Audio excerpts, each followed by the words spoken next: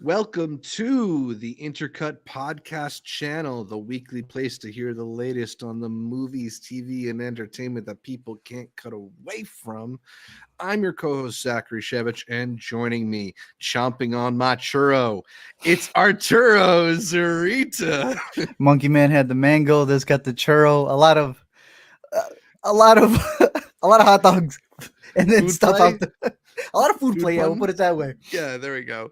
There's plenty of food as metaphor in Challengers, which stars Zendaya, Mike Faist, and Josh O'Connor in a love triangle where all the sides touch. It's the latest Luca Guadagnino movie, and it uses tennis as a substitute for sex in this back and forth story of competition, desire, and unspoken feelings. Art Challengers is fast becoming one of 2024's most talked about movies. What is it about this movie that's teasing things out of audiences? I think you put it best. You sometimes go to a movie for the artsiness of it. You want a good quality movie, but sometimes you're sacrificing what is that fun, almost blockbuster night at the movies. And Mhm. this is the it's the perfect mixture of both. It's got the sensualness to it. It feels like a comedy, a sports movie, an erotic thriller, all into one. And I think it's because it's willing to take those risks and make characters that we are always arguing, should they be likable, should they not? They just make you like desire them, and I think that's why people have gravitated towards this movie.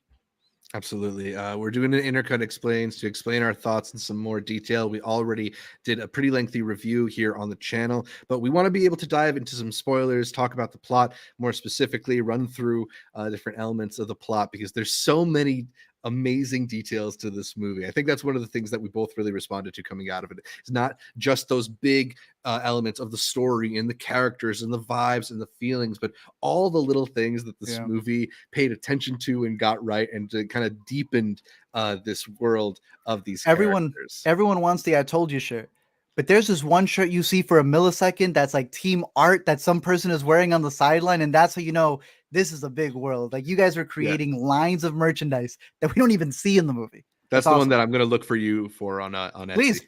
Yeah. Perfect, right? All right, so challengers.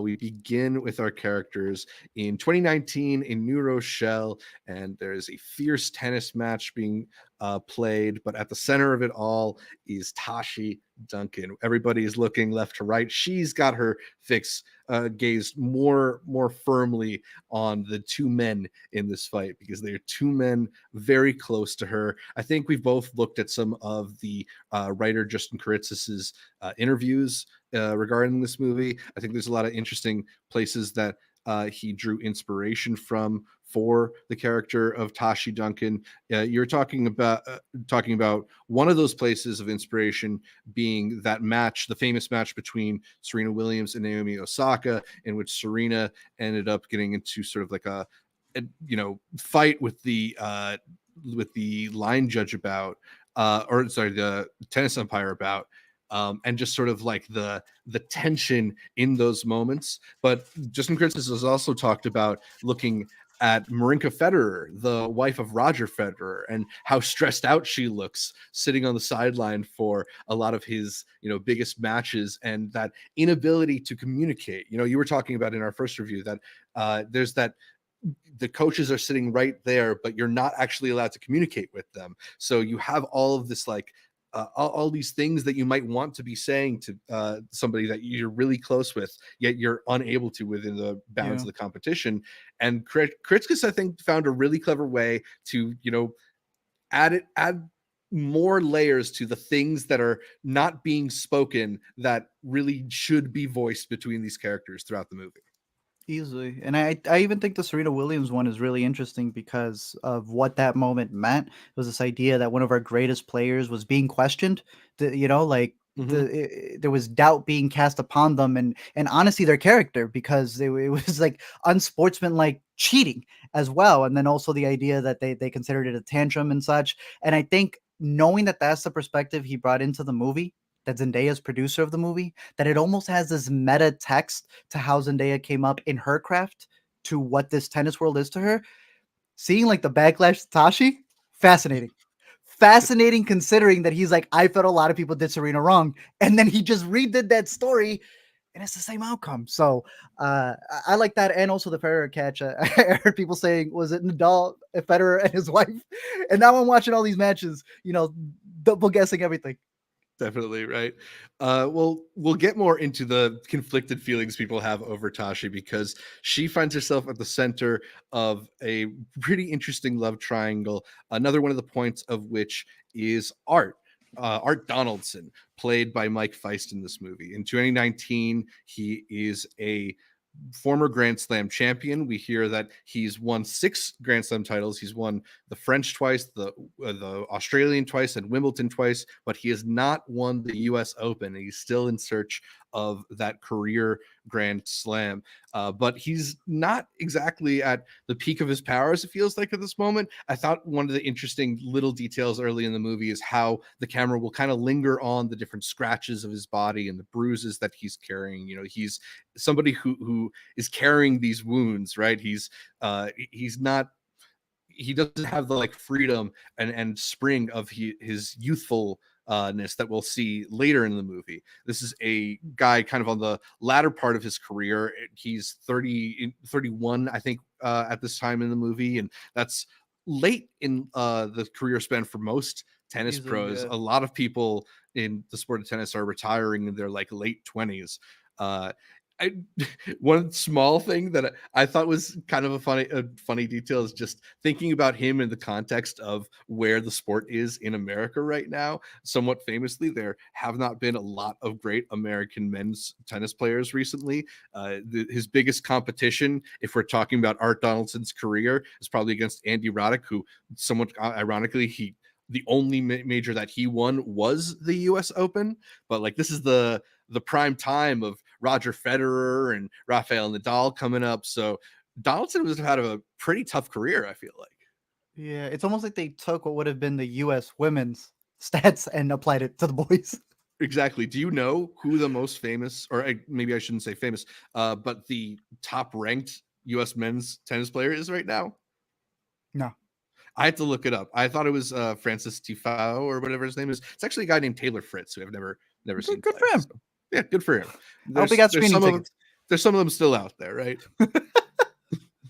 I will say that you do see the physicality in it because this is also a moment in their career, as you learn in the movie, that they've both been injured. But Tashi, who's not coaching him, almost feels this, if you want to call it jealousy, or almost like she has no choice but to be aligned with him because he actually recovered from his injury. But you're right in the sense that it's fascinating looking at a sport compared to like the arts because he's on a time clock, right? The moment that they get closer to their 40s, the less energy they're going to be able to have on the field. But it's not even the physicality for this man. Mentally, the man Mm-hmm. is done. And I Yeah. think that's where it's so engaging. Yeah, we don't know it yet at this point in the story, but he's playing not just for himself, but playing for her. Like, all of her career ambitions kind of have been pinned onto his trajectory. So when he's considering retiring, it's kind of like he's going to retire in a way, even if it's just as his coach. Um, but yeah, there's this kind of tension in the air, right? Early on in the movie, when she's waking him up, or not, a little later than that, he says I love you, she says I know. Like, she's not very forthcoming with her love or her care or her Uh-huh. tenderness.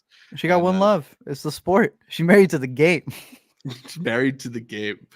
um, the other side of the court is occupied by Patrick Zweig. He's the Yes, 201st sir. ranked player. He's a fellow Toyota RAV4 driver, one of the gang. But he's, a bit down on his luck. He can't afford the motel that he's trying to stay at. He looks a bit smelly. He seems a bit dirty. He's got kind of a fuckboy energy to him. And it's all played incredibly charmingly by Josh O'Connor. Yeah, I think you and I already gave our flowers to the boy Mike Feist. That man has had a Broadway career. He killed it in West Side Story. I've been seeing a lot of people want to gatekeep Mike Feist, but it's Josh O'Connor who I think was a revelation for you and I. We've seen him in some stuff. I remember specifically in 2017 when we got to catch Call Me by Your Name at Sundance. We had picked it over this other movie that was kind of similar in its relationship between two people, and it was God's Country starring Josh O'Connor. Now he's finally working with Luca all these years later, and the man is a standout. He's got this little smile, this little smirk that he's always, Mhm. it's just like sneaking in on the screen. And all the interviews with this dude, it's very hard not to fall in love with the man because he's that guy at the moment. Yeah, he's got a real movie star energy. He just For kind of sure. like in a movie full of famous people, you kind of want him to be in more of this movie. Agreed. Whenever he's not on screen, you kind of want him to come back into the movie. You told me that, and I'm watching, and I'm like, yeah, I could use a little bit more. I'm gonna do a hot take. People were comparing him and Paul Mescal. Josh O'Connor by a mile. I gotta say, yeah, right now I'm a little bit more intrigued It cancels with me. Let's go. by Josh It O'Connor. it Yeah, just brings so maybe much more. this might be a take that ages horribly. We might regret this once we see the next Gladiator movie, but Nah. like this, I don't know. I think Josh has got something in Challengers that I haven't really responded You to yet have you with heard as him much describe with myself. Superbad? Yes, I did. I love that. So it's The already aged like fine wine. Yeah. My money's all invested in him. I almost forgot that he I keep because I haven't seen The Crown. That he's already an Emmy winner. You know, the Mhm. man's already come out, and Paul is too. No credit to him. I'm not discrediting Paul. I'm just overly praising Who my man here. who we like. We're just talking about our love for Josh O'Connor right now. Josh O'Connor bet against himself at the Emmys. That's funny, bro. Yeah. That's hilarious. He's got a really great quality to him. I don't know what it quite is, but he's very unique. I And he's really funny, like yeah. watching him. Yeah. Yeah, I agree. All right. So after a bit of time in 2019, we are tossed back to 2006, the beginning of our story chronologically, where Art and Pat are competing together in the World Juniors. They win the championship for doubles, and they are set to play against each other in the singles championship. But they are intrigued by the possibility of seeing none other than a young Tashi Duncan. We get a glimpse of the younger version of the Zendaya character in her prime, out on the court, kicking ass against some scrub named Anna Mueller, who we'll definitely not hear from again.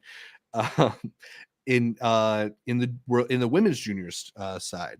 I love this moment where they're watching her together in the stands, Bruh. especially that lean back and when Josh O'Connor grabs Mike Feist's thigh. It's Yeah. just so, like the whole idea of tennis as substitute for sex. It's so like fully realized here, and you see like the way that they are drawn to her in this moment. Yeah, even in the flashbacks, I think they do a really good job, especially the guys, in really feeling younger, feeling like they're almost tripping on their own toes as they're walking Mhm. to the match. You see this back and forth with them of how they have a lot of similarities, but you can notice the small differences, right? Uh, you got this dude always eating. Uh, what's his name? Art's food. He's always snatching a hot dog, whatever he can possibly get A from him. churro, yeah. Yeah, and in that, like you notice, it's almost like the three identical strangers. Like they spent a lot of time together, but there's actually a lot of differences in there when you look like when you finally have them apart from each other. That you see why they kind of clash. The reason why they're called Fire and Ice. Exactly, right? But they've got this like real brotherly energy or best friend energy, or Maybe even we more. find out maybe there's a little bit more. And it's the way that the homoeroticism of the movie, I think, is kind of like a little bit slow played, but it's not done subtly, right? Like Mhm. they don't lead with it, but they don't run from it either throughout the film. Yeah. It's like a split because if you read the script, which interestingly enough, like it had entered the black list, Hmm. which is supposed to be the best unproduced scripts, Hmm. right as it was being produced with Luca.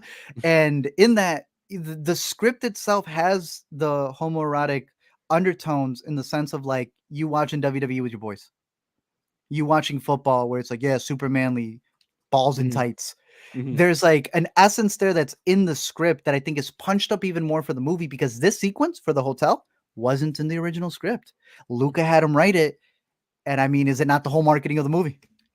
Oh yeah, absolutely. I mean, the whole everything.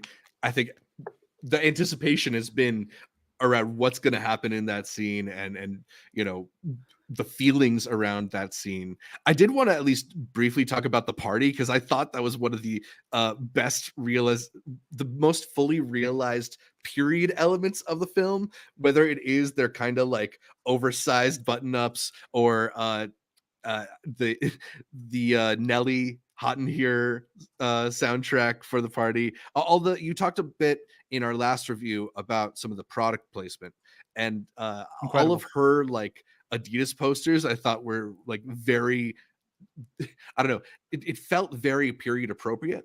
Yeah, and it's like it. I think that it's a subtle way to like comment on how they're pretty much like intertwined with it as they're growing Mhm. up. You see the shoes that they wear, and just following that along, you get to see, oh, this is where they started with some K Swisses. Then they like move on up until they actually have the brand that they actually want to wear. The fact that she's kind of connected to this Adidas party because uh she's like completely opposite of the boys. Both of the boys are rich. I thought it was just Josh the first time through. Mhm. Rewatching it again, I'm like, no, you were both kind of raised in the same way. Both of you guys are rich kids. She's the only one who's like the outsider who needed to actually make it into tennis. She's the one who's taking the sponsorship seriously at this age and in the future scenes. They could care less. Yeah, exactly. Like they mentioned in this party scene that like Josh's family's house is bigger than the one they're at for the party. And Art also is, I mean, described in the script as a wasp. You know, they both went to the same boarding school, whereas Zendaya was, her parents were more cautious about her Yeah. upbringing and more, you know, wary of people like them.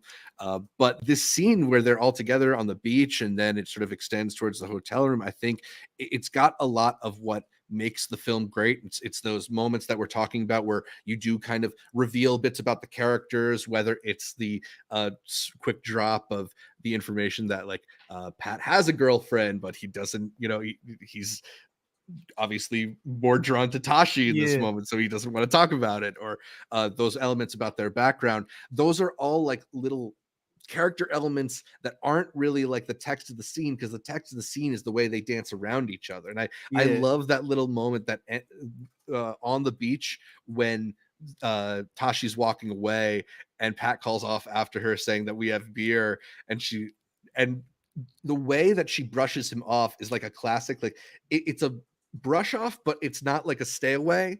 And I Yeah. think it hints at the kind of like unspoken nature of really good flirting dialogue. I don't know. I thought just the energy was really, really perfect for these moments. I agree. Even in the beach, there's moments, again, those character moments where they're talking back and forth, and there's one point where she's describing something very calmly. It's what she thinks tennis is, and then Art just interjects, like almost like a kid who didn't know if he was gonna get picked in the class. Mhm. I forget what he says, but he just wants to say something in there Yeah. immediately.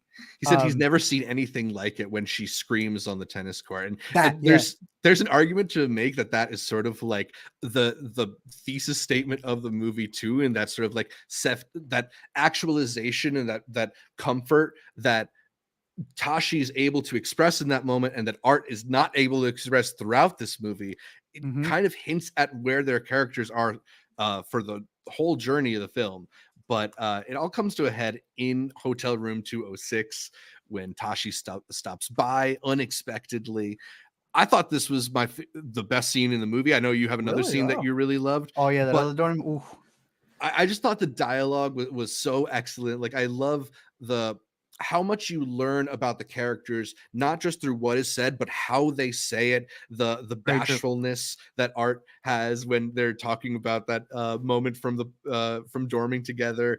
Pat's kind of like cheekiness and you know the way that he's able to turn something that could be a little bit off-putting into something that's charming. You know, he's a little bit skeevy, but he's also kind of hot. And I don't know. I thought the scene was great. I thought it The delivered. Do you blocking think is it would?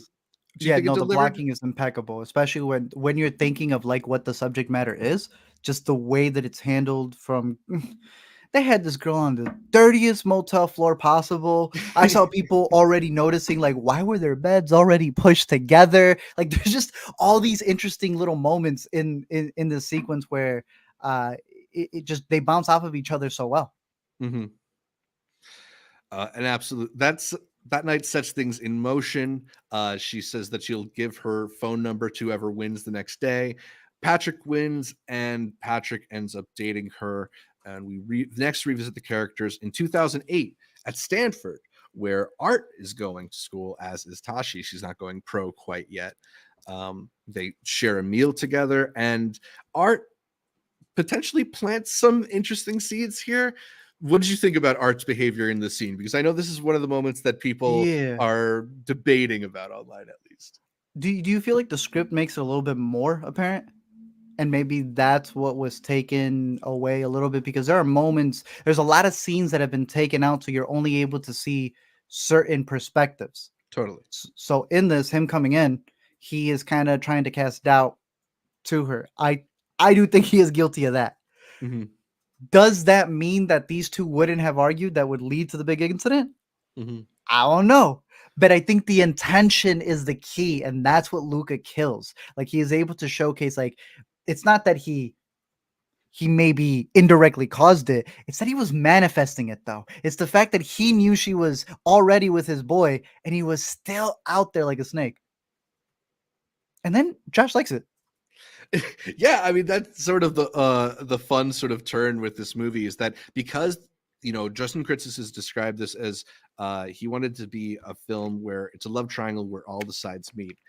Even though Art's kind of like sowing the seeds of doubt in Tashi's mind by saying that Pat doesn't really love her, and he's not really serious about them, that he sees it as kind of like game on. He's into the competition of it. He likes seeing Art that way because they are able to kind of like elicit more out of each other. They Yeah. were tennis partners growing up. They were doubles partners to winning the juniors together. So they're able to, you know, they compete at their best with each other. And at this point in the movie, Pat has gone off to become a pro while Art's gone to college. So they've both gotten a taste of what life is like opposite each other. And, maybe for Pat, this is like a nice return to what it was like growing up with each other.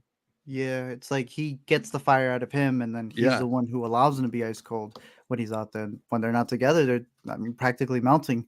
But in that sense that, or in the beach scene, they had talked about going to Stanford, and the only one who understood it was Art, because he was also going to go to Stanford. It was Mhm. this guy over here who just, he almost like makes fun of it. Patrick's got a couple of lines where he's like, "Ah, yes, he's gonna get her family out of the slums. They're gonna be millionaires. She'll have her foundation." He like laughs at it. He's the one who calls out, "Why are you going to Stanford? Is it to make us wait?" In the script, there's like this huge Mhm. monologue, like breaking it down. He hates whatever he's like staying away from his family, and whatever rich jobs that they have for him. He's also kind of like disgusted by it in the trajectory of going through the school to make it to the leagues. So Mhm. he's kind of just skipped all that, right? He hates the foreplay. He goes straight to becoming a pro, and then he's just like coasting on talent, and that's what they start almost like being conflicted with, especially with his relationship with Tashi, because to her it's like, if you have the talent to do this sport and you're not using it, I don't even like you as a person. Definitely. And like, speaking to their competition, I feel like, with tennis, and something that they speak to earlier in that moment is like you don't get to you don't have true tennis unless both people are performing at their best, right? And I agree. that moment that Tashi is constantly seeking out, this is a little bit of, I feel like, what's happening with Pat in this moment. Like he's Yeah. feels like he's at his best when he's able to kind of be in friendly competition with Art. He likes sharing his food. Yeah, exactly. Um, we get to the dorm room scene, which I think you said was your favorite in the movie. Oh, easily. And what begins as a bit of like canoodling in bed turns into a ping pong dialogue, back and forth verbal competition between Tashi and Pat, in which she sort of challenges his allegiance to her and he challenges her respect for him. Who do you think got the better of this scene? Oh, I mean, one person gets hurt, definitely. But it's also like the time period. She's got that home court advantage, but that means she's also on the clock to play a match. My man's on vacation. He's just visiting. He's taking her clothes. This dude's just there chilling. But I think the pushback here, and what really makes the scene, is the dynamics of what you are to your partner. right? Mhm. Are you a cheerleader? Are you their peer? Are you their manager? And all that back and forth and the way they deliver it with their looks. There's two Zendaya, I mean, the whole movie for sure, but there's this face that she's making right there where it just sits heavy on her. This judgment that she has on this man, where she's almost judging herself back. If I'm judging you, what am I doing with you? Is that Mhm. going to seep back into me? But there's a discussion here about how you handle your craft. Obviously, it's tennis here, but I think they could easily be discussing filmmaking, acting, whatever it is. In If you are not like fully invested in what you do and taking that seriously, it affects all the other aspects of your life. The same way that the relationship, that triangle that they have with each other, however closer they are to one another, like it's affecting the relationship with the other. And I thought this scene killed it. Out of the two steamy scenes, this is, I think, way steamier. I think the Mhm. way that they fight at each other, the way the score comes in, especially once they Yeah. hop out of the I was bed, gonna shift to that. it's orchestrated beautifully. Yeah, I mean, this is one of several moments in the film where I think Luca Guadagnino does a really smart thing. It's like about halfway through the scene, the score will suddenly come in, Yeah. and you get that like bass thumping Trent Reznor and Atticus Ross score that's really driving the action forward. You know, with the house music style beats, and it just turns the volume up on these scenes. It takes what you know. I was trying to, the second time through the movie, watch a lot of these scenes with really loud music under them, Mhm. and kind of like mentally take the music out and think about the quiet intimacy of those moments, and it completely changes what it would feel like, right? Like if you didn't have that thrumming, that Mhm. intensity to it, it might make the movie feel a lot smaller and a lot quieter, but it their emotions match the volume here, right? Like Yeah. it's loud for a reason. You never think it's too loud? I'm more and more of the Christopher Nolan mindset that like I don't think the score can be too loud, and if the images are powerful enough that you will kind of like understand what's going on and follow along with it. And I think, you know, when Mike Feist and Josh O'Connor are in a sauna next to each other staring each other down after you've seen them go back and forth over the same girl for an hour and a half and a bit of each other, like I don't need to necessarily hear every single line of dialogue. I get it, and I feel like I feel it more with the score going loudly. I get why some people want to be able to hear the dialogue in a movie for sure. I don't feel like I needed it. I was listening to them talk about it, and even they were like, "We were just doing whatever he told us." We're like, "You want it this? Sure, we'll make it this loud. You want it this fast? Sure, we'll make it this fast." And that this was them making their first composition where they were Trent just Reznor and Atticus Ross. completely trusting whatever Luca was going to do with the movie. And especially in the rewatch, a lot of it is match cut. It is time to somebody falling into the beat starts, right? Oh yeah. Somebody like is tapping and then all of a sudden they're tapping to the beat. And I'm like, I'm okay. I'm convinced they scored two picture for this because it's too precise. I mean, the first track even includes it ends. I'm listening to the soundtrack and I thought my phone was going off. No, because it ends in the next scene, which is the alarm going off in the beginning of the movie. And I'm like, oh, okay. Absolutely. So this is almost a soundtrack and Foley. Yeah. Um, that moment that we were talking about in the dorm room is a great one. It leads to the moment when Tashi injures her knee. The dude in the seat next to me in the theater like nearly jumped out of it and into mine when you see those like close-ups of her Yeah. kneecap like twisting. It was very uncomfortable. I mean, definitely from the same guy who gave us Suspiria and Bones and All in Oh that hell yeah. moment there. Kept all of But that out of the trailer. yeah, I don't know. Do you do those body horror moments, or does that get I It under your was skin? effective. I will tell you that. Yeah. I had to like double check, make sure everything was okay because that the way that I it was the close up in it and the way that it moved, I was like, yo, Yeah, how do you not rub your knee after seeing that? easily. Yeah. No, but it was like you can see the pain in her, and it's one of those where visually you just know, oh, okay, there's no coming back from that. Yeah, yeah. And this is the moment that will change her career and also change her romantic life because even though Pat comes to try and see her after her injury, she yells him away, as does Art. And uh, one man comes out of her life, and another man starts becoming a little bit more important to her life. Yep. It will be a couple years before I think they actually get together. I think it was 3 years later in the context of the movie, but they cross paths again and get together at a Cincinnati Applebee's. Have you heard about the Cincinnati Applebee's and its connection with tennis? No, I mean, when they go out there, they had like a bunch of memorabilia for it, which is where I Mhm. took like, okay, perfect product placement to have it in a place that's going to promote your movie already with Right. tennis. Well, so they're playing in the Cincinnati Open at some point, but apparently the Cincinnati Open is a pretty common stop for tennis stars, just in terms of the place it has on the tennis schedule. And there are very few places that are open late that don't have big crowds in Cincinnati, aside from the Applebee's. So it has garnered a reputation through the years to host many famous tennis stars going for a Jeez. late night meal between matches. Gee. When was the So last time you went to an Applebee's? um, I'm more of a TGI Fridays guy myself, so Get out of really? there's no Applebee's that close to me. There's a TGI is like maybe half an hour away. Oh, I see what you mean. I used to go to Applebee's all the time. I think I read it 2 for 20. Ain't no reason to go back. Yeah. Do they have the 50-cent wings? I could be down for that next time we're together. Do All right. seek out an Applebee's. So you got an Applebee's after a nice game of tennis.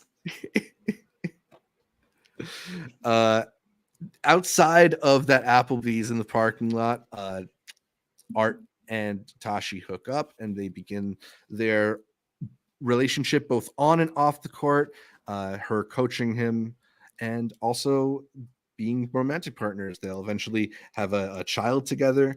And most of the rest of what we see brings us back to 2019 and the match that we started the game with. It's shot so compellingly. I had mentioned this before on our last review, but Sayambu Muktipram, who primarily has worked with Apichachong with Sethical on films like Uncle Boon Me and Memoria, is the cinematographer here. He's done some work with Luca before, but I've Mhm. never seen anything quite like this film, the way that he shot this. And it's so dynamic. I thought the camera work was excellent here. Were there any standout bits in terms of how they shot uh, Challengers to you? I just seen the behind the scenes, like the fact that they used various different cameras. I thought was like profound. I haven't even been able to do the whole breakdown of it, but you get to like this sequence here, and they've got these insane slow mo cameras when it comes to the final match. He's using like a different digital camera for some of the darker scenes, and just the back and forth of being able to use those different mediums. When is it film? When is it digital? When is it slow mo? When is it a different high frame rate? Like that's just a master of his tools, and many people may not like recognize it when they're watching the movie, but you feel it. And that's what you get when you hire a good cinematographer. Combine that with the score, combine that with the editing, especially because we are discussing, especially in the Atlanta scene, because you keep cutting back from that final match. When you cut to Atlanta and he gets the girl Mm-hmm. for just like a millisecond, right? They would do moments where they would just cut back to the present match for like 5 seconds and then go back to a flashback. He gets the girl. Art snatches her, if you want to say that. And it cuts to the present when what's his name is breaking his racket. So it's Mm-hmm. like Patrick's almost like reacting. He is upset that he lost a girl Yes. in the past. And then it just goes back over there and they continue their life. And it's like the editing itself on the way that it jumps back and forth on a second watch is very smart. It's so precise. Mm-hmm. And yeah, it gives you kind of the way the film is structured completely. The characters have consistent emotional through lines, Yeah. even if the story is jumbled. So, like Yeah. you said, you can be jumping back and forth from something that happened 8 years ago in Atlanta to something that's happening in New Rochelle in 2019, but the emotions that are being expressed stay consistent. Yeah. And it's really smartly done. Um, we do have that flashback to Atlanta after Pat gets a moment to talk to Tashi, and I don't know. It complicates things. I thought. What did you think of this moment in terms of the trajectory of the story? For Atlanta, Yeah. I think it kind of shows the cycle of what happens when you get them all back together because Hmm. in a sense they all need the three of each other. So Right. them being there kind of helps them. Uh Right, like he only Almost just reignite walks something. by and they're drawn to Yeah, each other. There's something that's sort of like unspoken about their connection, but yeah. they both have trouble denying it. He's coming in almost like bait, almost like the again reigniting that fire in him because in this match he does win.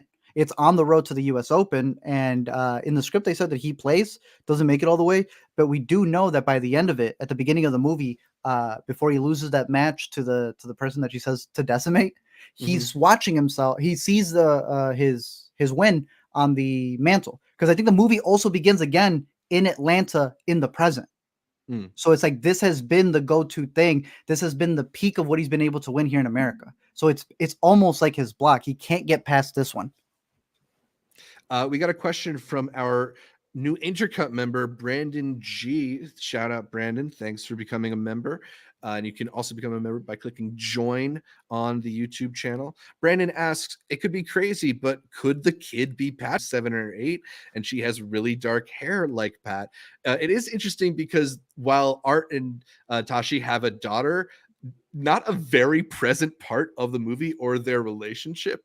I Poor don't girl. think it's like that that out of line given the way that like some professional people act towards their kids, but could Art's not like perhaps disinterest in being a father be indicative of something more? I don't think it lines up because I think the girl's a little too young.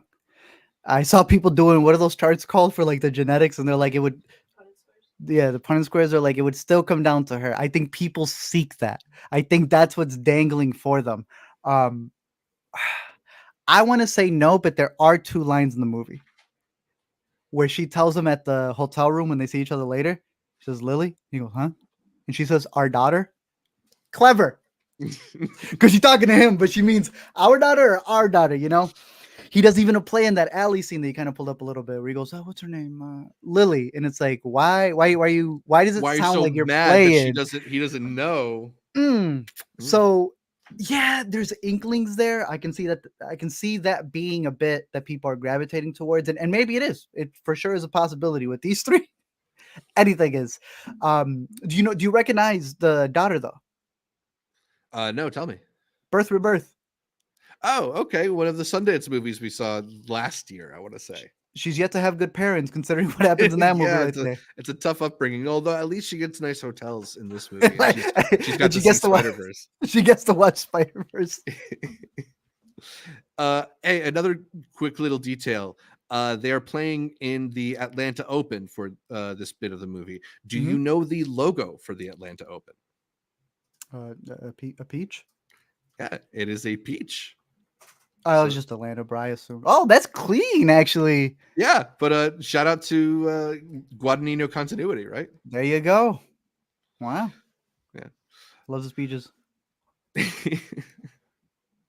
um, did we mention the little Easter egg that was on the TV in Atlanta? Nah, go for it, because that was one of my favorite things I heard the first time, and I was like, "There's no way they kept that as a continuity thing." It was awesome.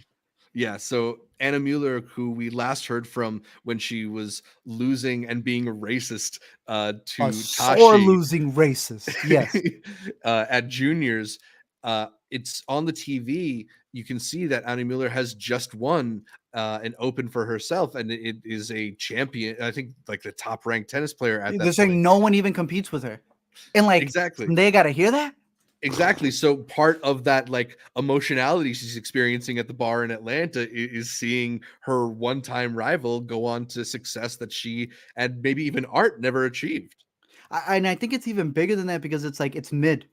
She wants to get the mid off the streets, and there it is at the number one spot. And it's like she can't do anything about it because she can't play anymore. And Mhm. and I think that's all a part of that subtext with not just the branding, but also that backstory that they give to Tashi, in where her not being able to compete allows the most mediocre of players to make it to the top. And she's also dealing with that with these two boys. I mean, like you just said at the beginning, the fact that it doesn't even match with reality, that they have to lie about US men's tennis being that good, it's almost a fictional world that feels so real. Definitely. It's an alternate reality where the Serena sisters didn't make it. Exactly. I mean, there, yeah. it's I was wondering what the inspiration is for the Tashi character, because it does feel a little bit Serena-ish, but it does also feel maybe like a little Coco Gauff. But then again, Mhm. like she ends up getting injured and never really has any pro success. So I don't know what the comp is there. Like, Just a what if scenario, you know? right, exactly. It's like if Yeah. Tiger Woods like broke his arm before his 18th birthday or something like How that. would the whole field look differently? Yeah. Yeah, yeah. After we see a bit of Atlanta, we also get the aforementioned sauna scene between the Honestly, it's boys. crazy. Hey, now you had told me there was a lot of rackets in this movie. I heard there's a cut. I don't know if you saw that cut that didn't cut Mm. some shots. I don't think I saw that cut. There was more fuzz than rackets, I guess, Yeah, in the yeah, movie. for sure. But I mean, look, I think this is a movie that really knows the power of thighs, and Mhm. the way that men's thighs have a certain sway on people. And if that is a thing that speaks to you, this movie is in your language. This sauna scene though was crazy because of like them going at each other, the way it's staged at the beginning, the way that they're trying Hmm. to, have this competition Yeah, between each other. But this is where Art like actually finally has a flame under him. Every line that he absolutely. says is killer here. Back to Exactly. back to back. Because at this point in the movie, while Art has had a lot of success professionally and he's won Tashi's heart in some ways, we see that, like, despite his, like, humble surroundings now, Pat still just has like this power over people, Yeah. and this power over Tashi particularly. And I think Pat comes into this dialogue with a lot of self-confidence and self-belief, but this is a part where Art gets to distinguish that, like, while this is a place where Pat metaphorically lives, Art is leaving. Art is off to bigger and better things. Uh, I agree. I thought the scene was really excellently written, and we alluded to it before, but uh, that moment with the slow motion photography, when Tashi goes to Patrick to ask him to throw the final that Art and Pat are going to soon play in, and they ultimately hook up. There's that intense windstorm, and Yeah. it's just lit and shot so beautifully. Like it works for continuity, it works for the Yeah. tone, it works for their headspace. Hey, it's good. And then, like, when all this tension has been just building up and building up and building up, we finally return to the final match, the final set of the final match, as we've been getting like little bits throughout the film. And for a movie that is really, really propulsive and has pretty, quick back and forth editing and camera movements, this moment, I think, takes a lot of time to really breathe. Particularly, we get to a moment with Patrick where he's waiting and waiting to serve the ball back into the match, and just kind of milking that moment. We get so many intense camera angles of Zendaya, of the boys. Um, what did you think about the way that the film kind of, like, it hits the brakes a little bit leading up to this climax? Oh, it was very slow. I know people want to say, "Oh, I'm so invigorated." It is very slow, and Hmm. especially on a rewatch, you're like feeling it because it's effective the first time because it literally is edging you. It Yeah. knows that you know what might be coming up. If it surprises you, boom, it just hits you. But the idea is that it's already been implanted in your mind what he can show him. So Hmm. you're just almost he's foreplaying with you, and, Yeah. and I think that really works the first time through. It's pretty long. It's like, I mean, they're getting time violations. They're yelling at each Hmm. other. They're just stopping the movie, and then it's also in slow mo. All of it looks beautiful. Don't get me wrong. Just the Hmm. amount of sweat pouring from them, I think, has been some of the best visuals. I've been seeing people reenact it, and it's like that's how you know how much of an iconic moment it is. Art Hmm. staring down as all the sweat comes in. The way he grabs the ball. All of it is visually perfect, and the pattern that they have of the back and forth without any conversation, without any words, is great because you know that he's eventually going to give him that signal. but it's how he reacts that I think has people wondering, where's the next 15 minutes? Where's Yeah, the I next mean, hotel scene? uh Pat eventually does give him the signal from earlier in the film. One of many things that kind of circles back in this movie, a thing that we were talking about in our last review too, is how good the script is at seeding lines that will then like kind of have the mirror images come out later with said by a different character. But here, we get the signal of the ball in the racket with Pat sort of, being able to communicate his relations with Tashi in that moment Yeah. to art. Um, I think it's an instantly iconic moment. It's already a meme, and it's so effective too. Like I get the impatience with that moment, perhaps on a rewatch, but like you were saying, like it really does edge you up until this incredible thing, and it's It's like cathartic. yeah, it's very cathartic. I love this little moment. So, who won? We kind of had theories on the Right, past right. one. After some rewatches, it Yeah, doesn't so matter. It doesn't matter. right, exactly. Like But they just like go Art back said, and forth, and then I they gotta know. eventually. Well, like what do we want to talk literal or metaphorical first, right? Because they are in a tiebreaker, Hmm. and I think it's only the first point of the tiebreaker, so it's not like a sudden death kind of point. They don't have those in tennis, unfortunately. Yeah. Um, I think that technically speaking, even no matter what happens in terms of the ball, Art going over the net and crashing into it is a net violation. So he's definitely losing that point. I don't As think as Luca knows that because in the script it's definitely more ambiguous. yeah. Um, and I Well, do it's agree kind that of like a metaphorically and it literally they're different, but right, they're also the right. same. They're also kind of the same. True, Whatever true. metaphorically is happening is going to be affected literally because that's what happened in the movie. They literally lost tennis and that affected Tashi. Someone got stuck playing it. So it's like to unpretentious it is very much still connected. And I think leaving people edged Yeah, out is done as a director's statement to get people talking. totally. Like there is But it's not bad like to want to know. no, that's the thing. There is like something provocative in the ambiguity Yeah. of the ending, leaving you in that moment. I personally love being left at that I climax. like Like it too. Don't get me wrong. we talked about its relation to like the Whiplash ending in our last review, and it's similar to that movie where it leaves you on this high. And when you're talking about who won, like in a way they all won. This is what Tashi wanted. As we Hmm. get her screaming, "Come on!" like she did earlier in the movie. It's this manifestation of the truest form of tennis, which in this movie is sex, which is the greatest thing. And like being able to connect these guys in a way where she felt bad because she talked about earlier, she didn't want to be a home wrecker. She ended up Yeah. being a home wrecker, breaking up this like lifelong friendship where these guys are competitors, but there's more, and it's they're all fully realized in that moment.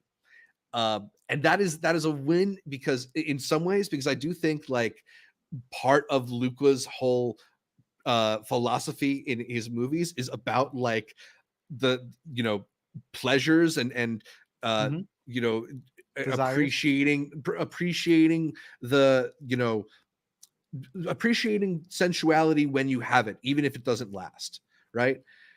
um if we're talking realistically about these characters, they're basically drug addicts, and this is the best high they'll ever get, right? That's how I put it. Like at the end of Whiplash, you think that's a climax, but in reality, what comes after? If they've only got a year of tennis left, they're just gonna go back to square one. Yeah. like it's just back to the beginning of the movie. After this, they go to a hotel. I don't know what they do. Are they? Do you think they're staying together? I mean, maybe for where's the daughter gonna go? I was gonna say maybe for That's a what I'm night, but saying. they're watching back there watching Spider-Verse or something. I don't know. They got two Spider Verses out. I think they got maybe she even got the heads up on the third one. They got more than enough time Yeah. with how long those movies are.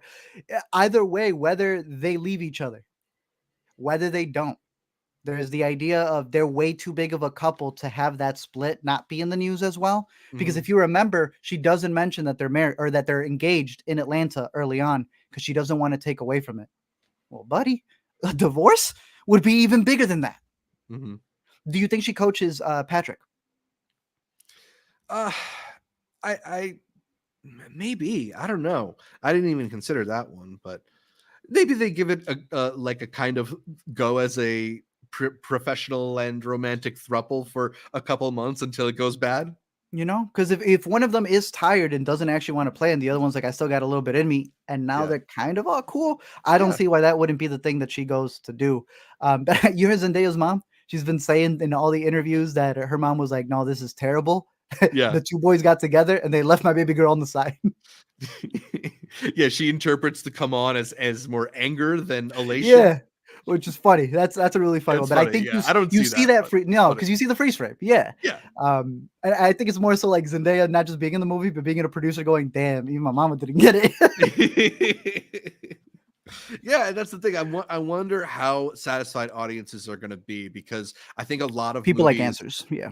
yeah, they give you a bit of an off ramp. They give you a little bit of like, and they went on to live happily ever after. And even if they weren't going to give us a happily ever after, giving us sort of like, it's up to you. You have to sort of Ooh, think about well, that yourself. I know there'll it be some people who brush up against it. I thought this was like, to me, the best film ending I've seen this year.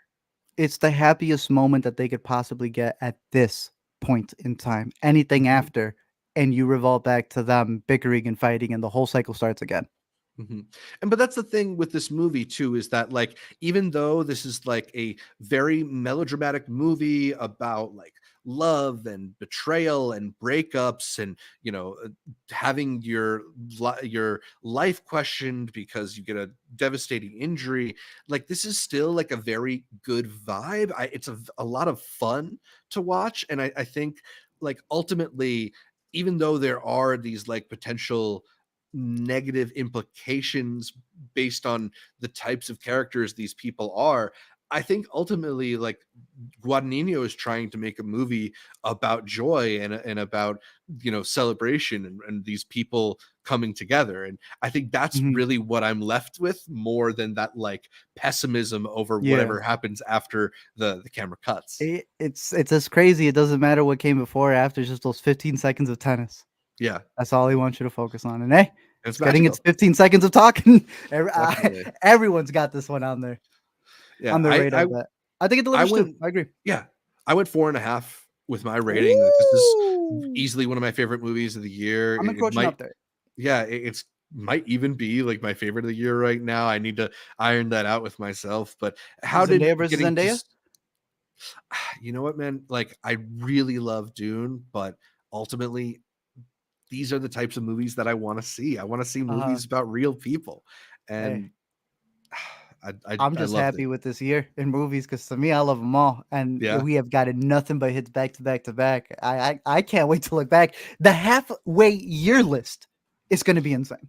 it's gonna be stacked. It's gonna be absolutely stacked. And you know who we have to thank for that is the push itself. Yes, sir. Yeah. All right. Any last thoughts on challengers? Any other things that need to be addressed? Any little bits of product placement that we haven't highlighted that you thought were pretty cool? Have Do you we need? noticed you had that Gatorade one where they were at Yeah, the his like lunch thing? his pink drink really skeezed me out. That was the. I feel a lot of kinship with Art, but not when he's drinking whatever was in that concoction. Uh huh. I'm talking about when they went to lunch. Oh, which one is that? Uh, Um, in Stanford, and yeah. they're Okay, sitting I'll pull down. that up. Right? They're they're sitting, and it's the funniest thing because it says Gator, and then the other one says Aid, and I'm like, that's so funny. They complete the logo. But then you see the clip, every advertisement, because FCC rules or whatnot, has to blur them out. So, in case you don't know what product placement is or not, because I get a lot of people who argue like it didn't bother me, so it's not product placement. It's not really the discussion we're having. If you look at any ad, anything that's blurred is something that they paid for and cleared for the movie. So, the cigarettes that they change in the scene where he goes to talk to her to go to the alley, they're swapped for the trailer. Oh, didn't Check the notice that. credits. Let me know when it says they didn't get money from tobacco. Interesting. This scene at Stanford is also the scene in which we first see Zendaya wearing the "I told you" shirt. I thought it was a funny detail that they have Patrick steal not Yeah. only this shirt, but if you pay attention earlier in the film, he ends up wearing the shirt that Art. Art wore to, I think, the party.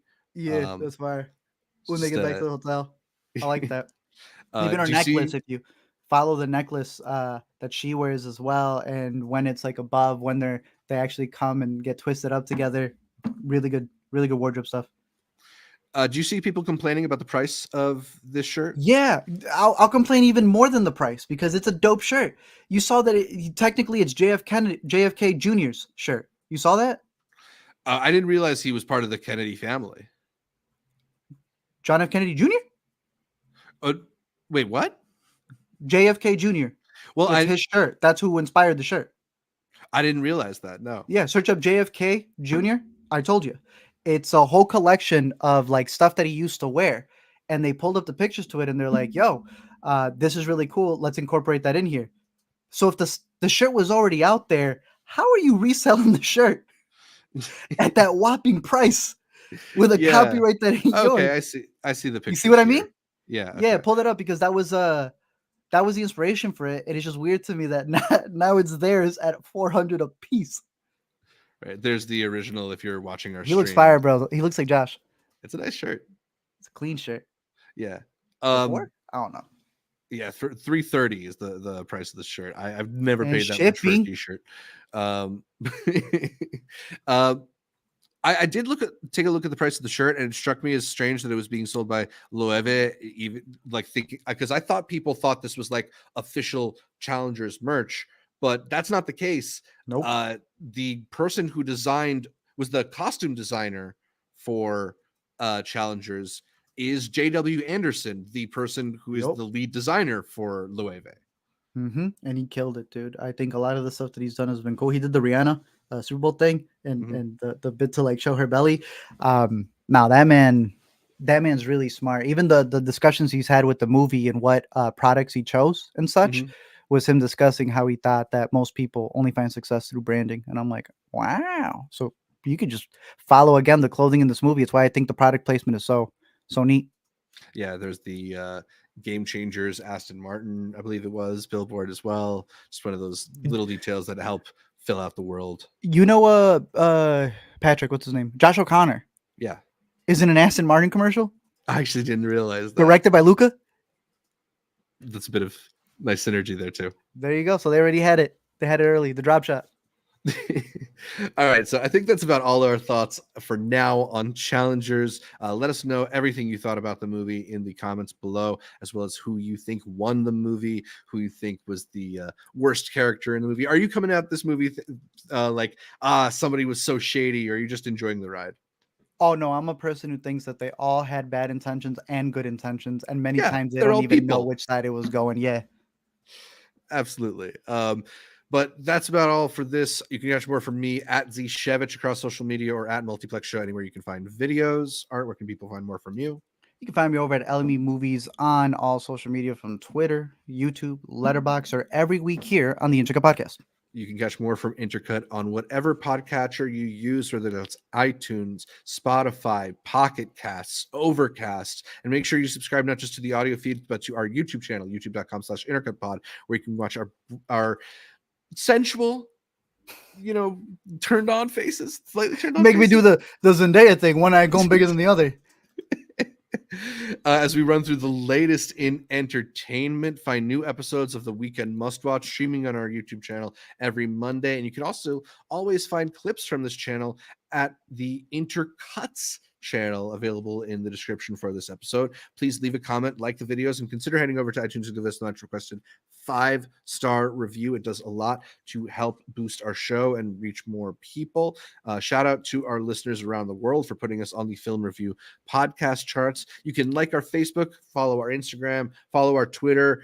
You can support us on Patreon. You can find all those pages at Intercut Pod. You can also support us here on YouTube by clicking the join button to become a member and get all sorts of behind the scenes and bonus content from Intercut, as well as an invitation to our monthly patron Google Hangouts, where we chat with y'all for a bit about the latest happenings in entertainment. You can also follow all those channels to get updates throughout the week from Art, from me, from all the guests that we feature here on Intercut. And thanks again for tuning in. Until next time, are you not a member of my fan club?